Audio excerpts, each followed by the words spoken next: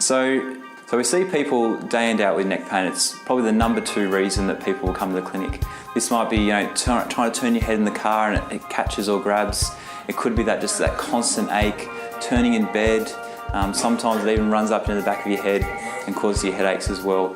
It's very common, and there's plenty of reasons for it, and that's one of the difficulties with managing it. So you might have taken some Panadol, taken some Nurofen, had a massage. They might give you a bit of relief, but it just keeps coming back. And one of the difficulties with neck pain to manage is that they just keep recurring. It keeps coming back over and over, and often for no good reason.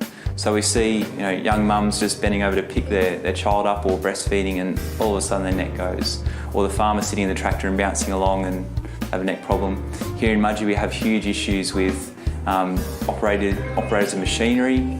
They're just sitting there and bouncing around, and they might just go to move the indicator or turn their head and they have a problem. And of course that ends up stopping them from doing all sorts of things. But the first thing that we need to do with neck pain is actually figure out what's causing it. Because if we can find the cause, then we can find the solution. So is it a disc? Is it a facet joint? Is it a muscle? Is it a ligament? All these possibilities exist, but we need to nut down exactly what it is for you so that we can figure out what to do.